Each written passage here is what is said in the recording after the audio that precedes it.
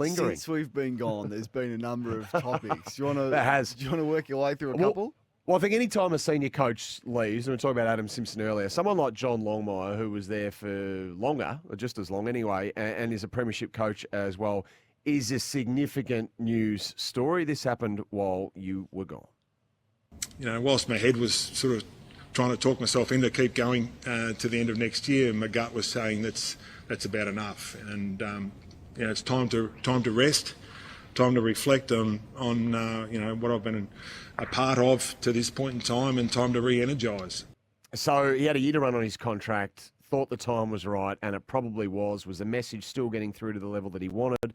Dean Cox was there, said thanks, no thanks to West Coast, and look, whether there was some sort of handshake agreement between the pair, only they know, but he steps in being probably the most qualified assistant coach ready to go. Yeah, look, I mean, it's admirable, isn't it, from John? I think the club would be thrilled with the way that this has seamlessly been handed over. Like, since it's been announced, everyone's sort of moved on. There's been no controversy behind it. There's clearly no bad blood, and that is all in the court of John, who's handled himself so well.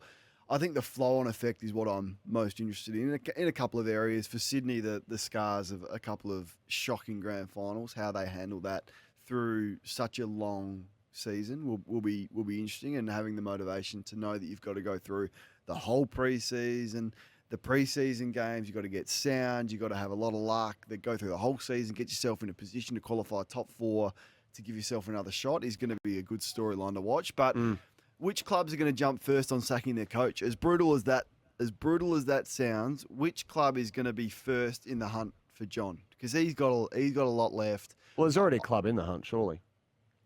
Well, there's a couple. Surely Brendan Gale's already picked up the phone in some way, shape, or form. I mean, you have to have, wouldn't he? That's a long time to wait, though, if you're John Longmire. So it's hard, almost hard to see that. It is. But that may be a job that's really appealing to him, because with that becomes it's a coaching job without the pressure, I reckon. Certainly there's some areas that you want to get right, and these guys have high standards and they're all competitive, so they want to win. But that is a coaching job without the expectation, certainly for the first 3 or 4 years, I would have thought. So that may appeal to him. The other thing is he may want to go to a club that gives him an opportunity to win another premiership. He's not going to get that at Tassie. So if you are, and there's who's going to jump first? We've spoken about Fremantle. What do they do? Port Adelaide, certainly. Adelaide, I think, are in the mix. The Western Bulldogs, certainly in the mix. Because I don't think John will chat to a club whilst they still have a coach that is employed. So if you get to round 13, 14, you're going to move on from your coach. Who goes first to get in the running quickly to pick up the phone to John Longmire and have that discussion about being their next coach? Because I don't think there's any doubt that he will coach again after having a year or half a year and doing it Damien Hardwick in a different way and freshening up. You're right, though. The Swans do it well. I mean, there's a reason they've only had 3 coaches in the last 23 years or whatever it is. Paul Roos took over in 2002. They've had Longmire after him and now Cox. It's an extraordinary, stable organisation, and they do things the right way generally. And it really depends on what Horse wants to get out of his career, as you say. There's a bucket list sort of element about the Devils, because how often do you get to start something from scratch? And I think that's the appeal for these guys. But if he's thirsting for another premiership, then you're right, that might throw the cat amongst the pigeons if it hasn't done already. Hayden Young, the subject of big contract extensions. There was a few of them while you were gone. He re-signed at Fremantle until 2033, and he was extra curious because he had multiple years still to run on his existing deal. Thought, stuff it. I'll sign on for another half a dozen more or whatever it was. Well, I like him as a player, and I think he had a great year. But it's so ridiculously stupid that I can't actually get my head around what clubs are doing. And I know there's people out there that say, it gives you some control with your salary cap. It's complete rubbish. Well, it does. Well, that is a very minor benefit when it comes to signing a player who's probably had 1 or 2 good seasons at AFL level, like top-notch seasons, till the end of 2033 when you already had him under contract. It is stupid. Like, Noah Bolter signing, and we can get Noah Bolter signing that contract is one of the dumbest moves I've ever seen from a footy club. They're like, this isn't Glenn Jakovic. This is Noah Bolter. Sometimes he gets the ball and he doesn't know whether he's going forwards or backwards. Like, that one's a little bit harder to reconcile with, I'll admit. Well, there's so many, they just become commonplace that you almost forget to call clubs out. Now, Hayden Young is a far superior player to Noah Bolter, don't get me wrong, but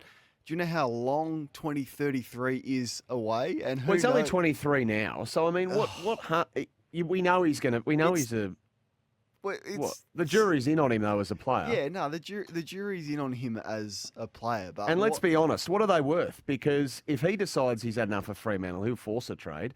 And if Fremantle decide they've had enough of him, they'll force a trade. Yeah. So really, I mean, are we arguing?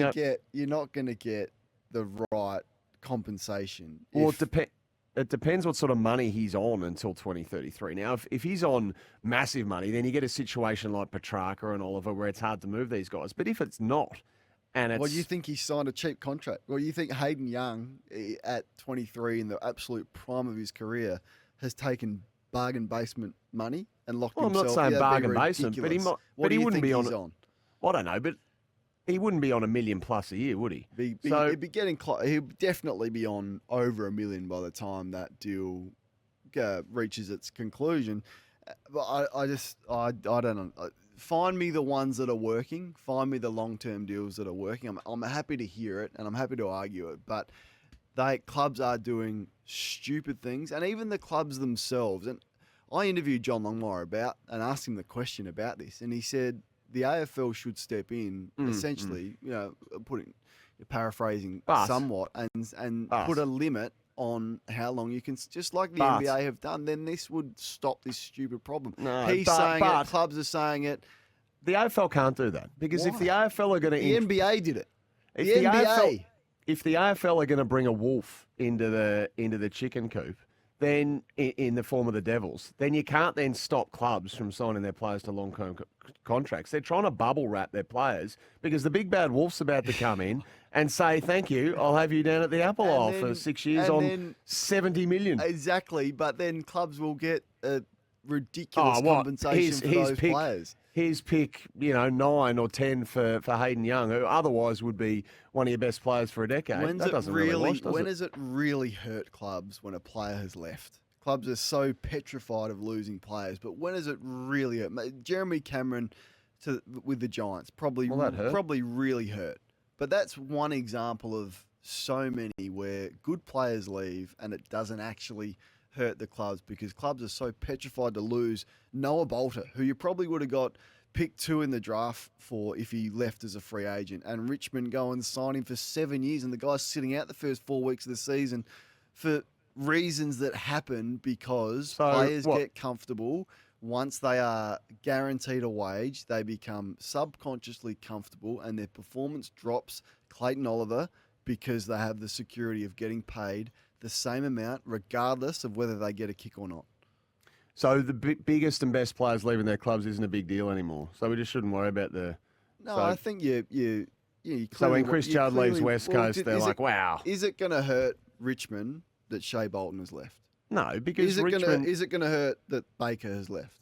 Is it going to hurt that Rioli has left?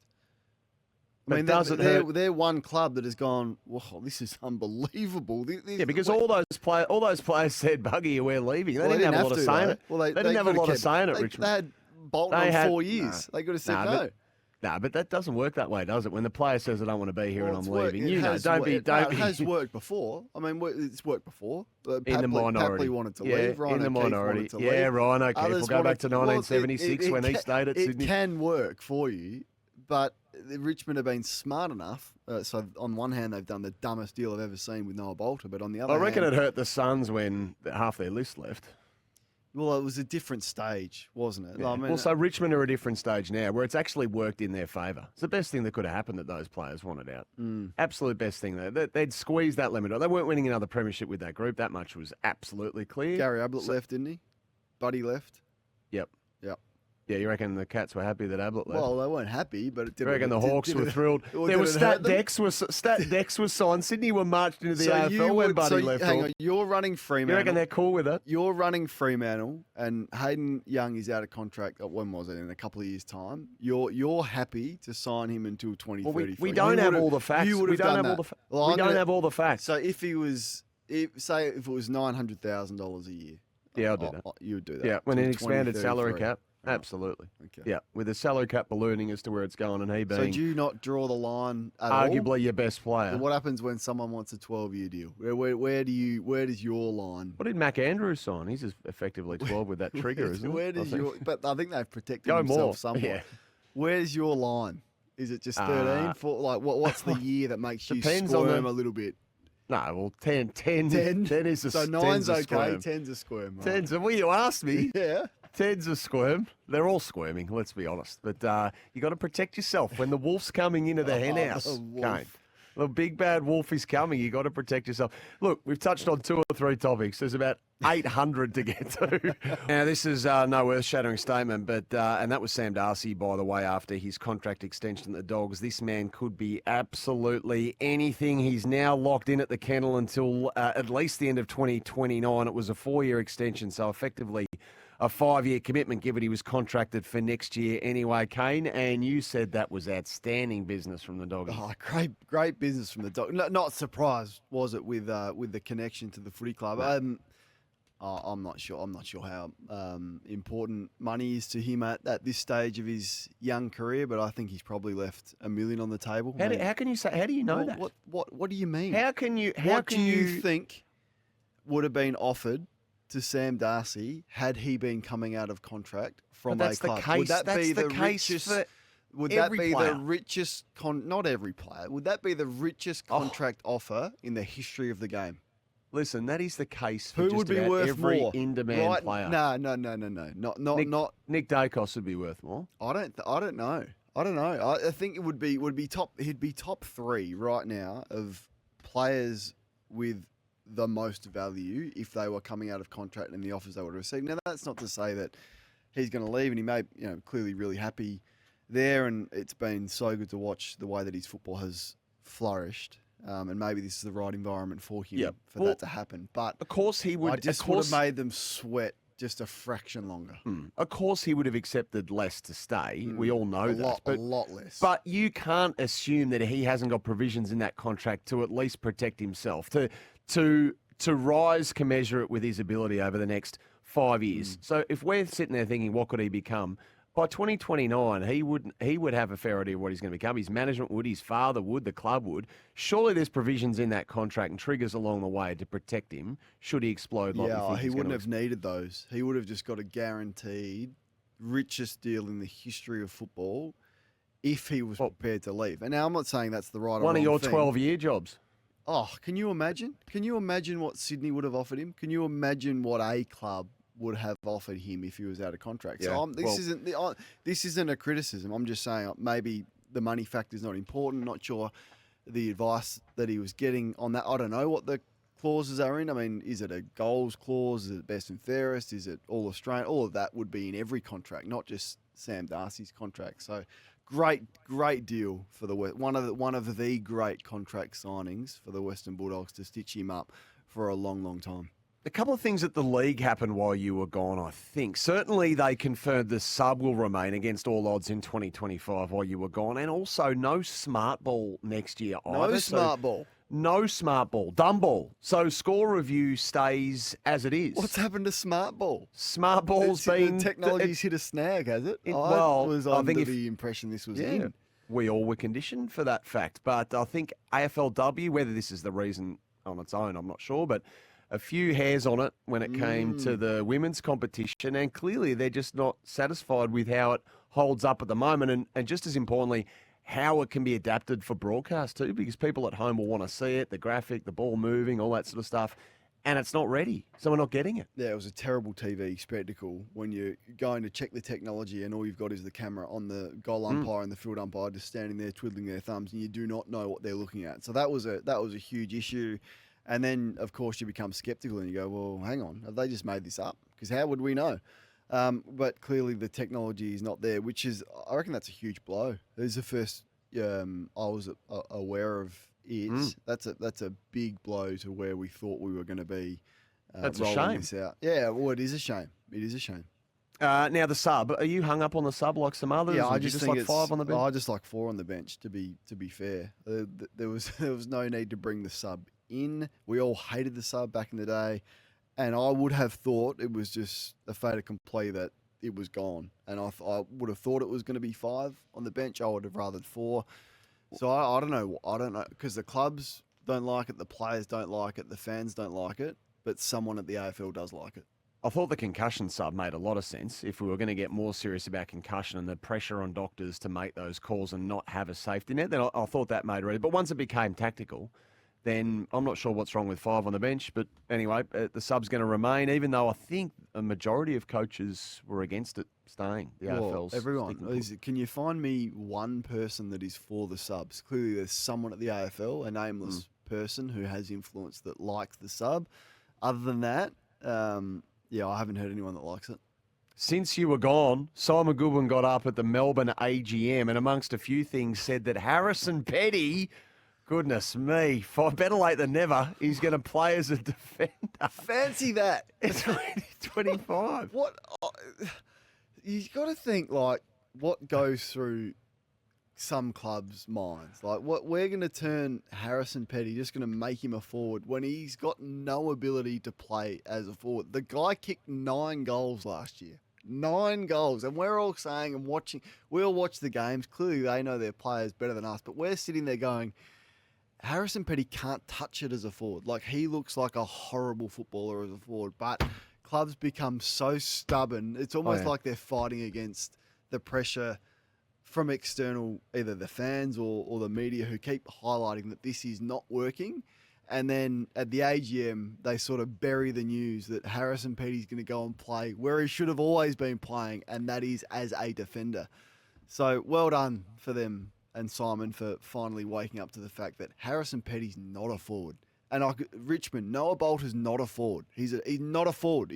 We can all see it. Anyone who's watched football can see it, but they push back. So it's a good start for Melbourne. They've also said that their game plan was boring. I saw Stephen May was interviewed. That was in the review. That was one of the findings of the review, that the game plan needed to evolve. Whoa, they're just waking up at Melbourne. Like, we're all watching them go, this team, all they talk about is contest and defence. That's the Melbourne brand, but we can't score, and we've got no connection between our mids and our forwards. And finally, it's taken this review and the players to push back clearly and say, this is no fun. We're watching what Hawthorn and other teams are doing and the way that they're moving the footy. We don't want any part of this.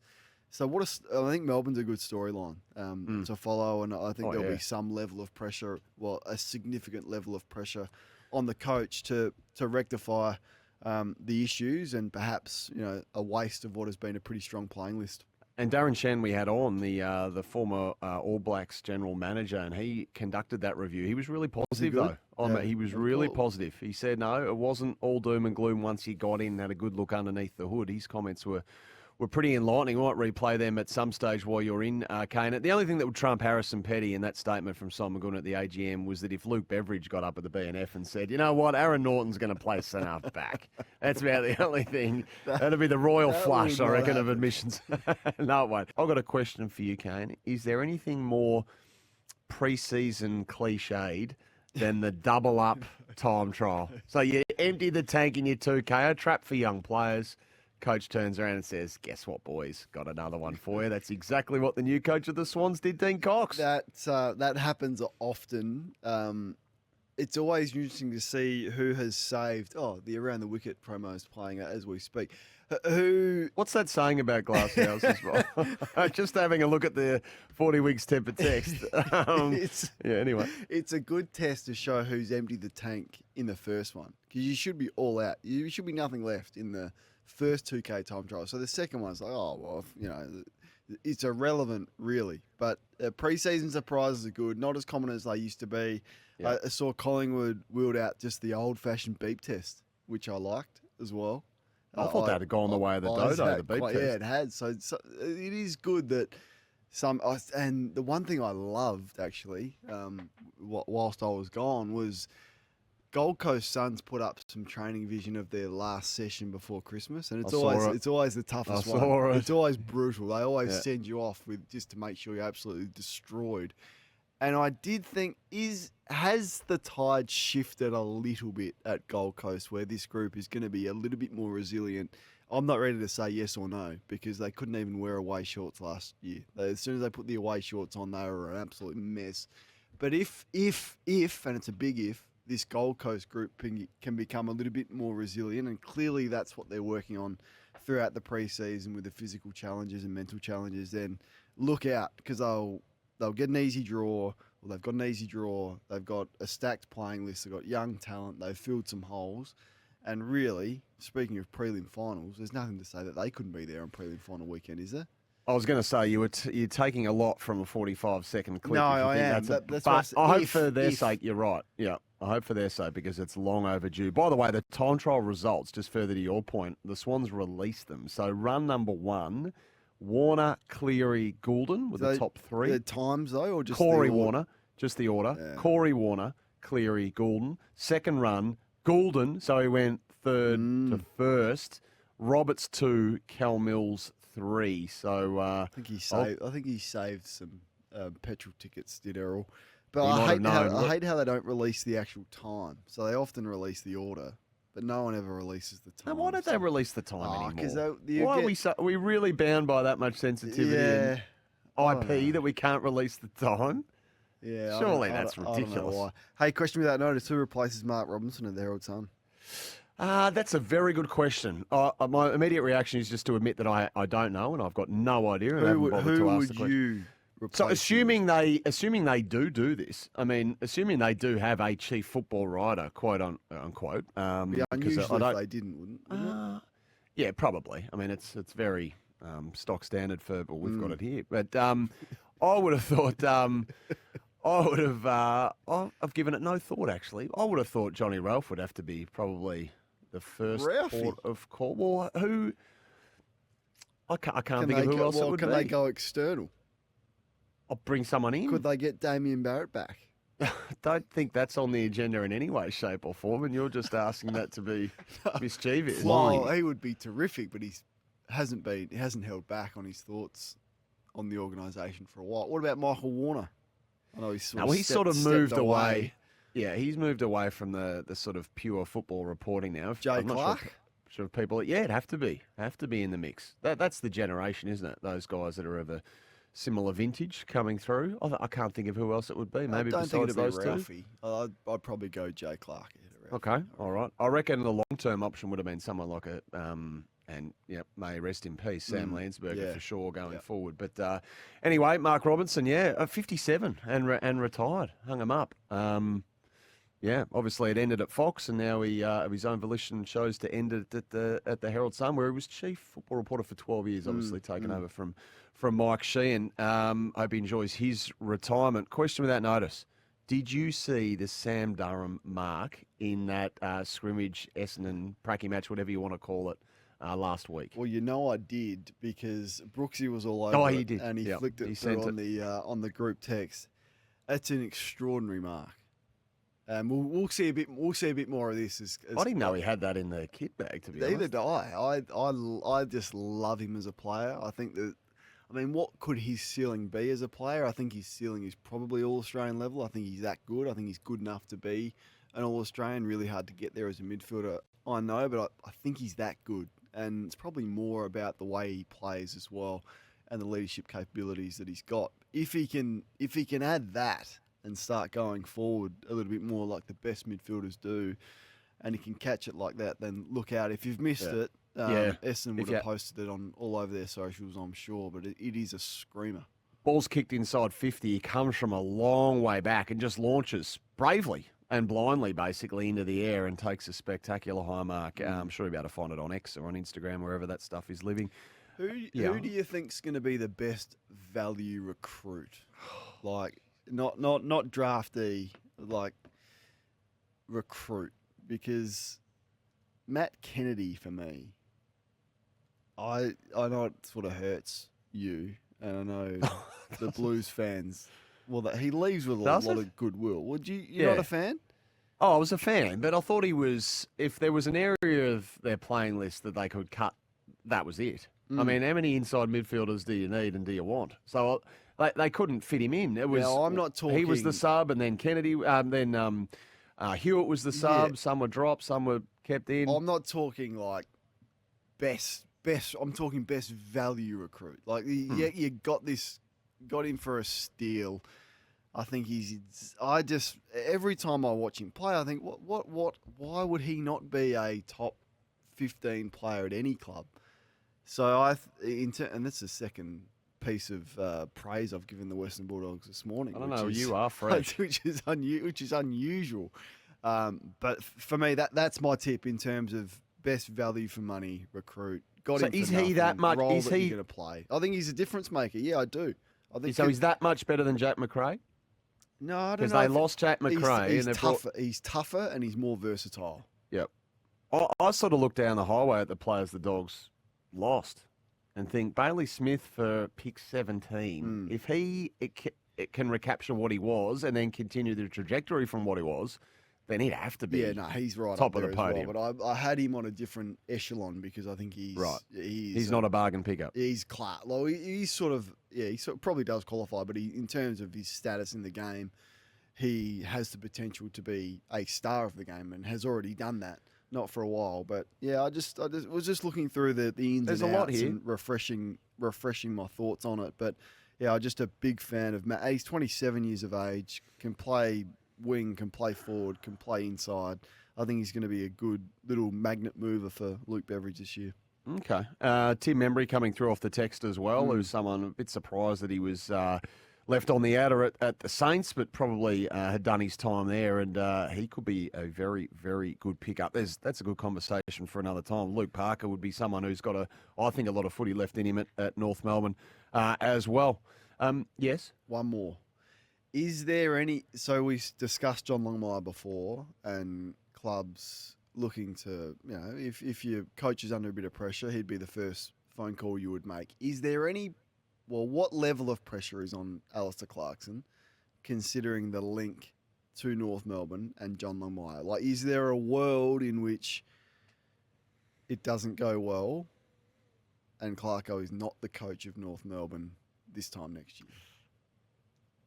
Yeah, I think there's a chance. I think there's a chance. And hopefully this isn't the case, but if it's a shocking year, another shocking year, and because we're all thinking the trajectory's going up, they've recruited well, the kids are set, keep Luke Davies-Uniacke, which I think they will, and if it doesn't keep going for them, then I think you'd be delusional if you didn't think he was under some sort of pressure by now. Would you agree?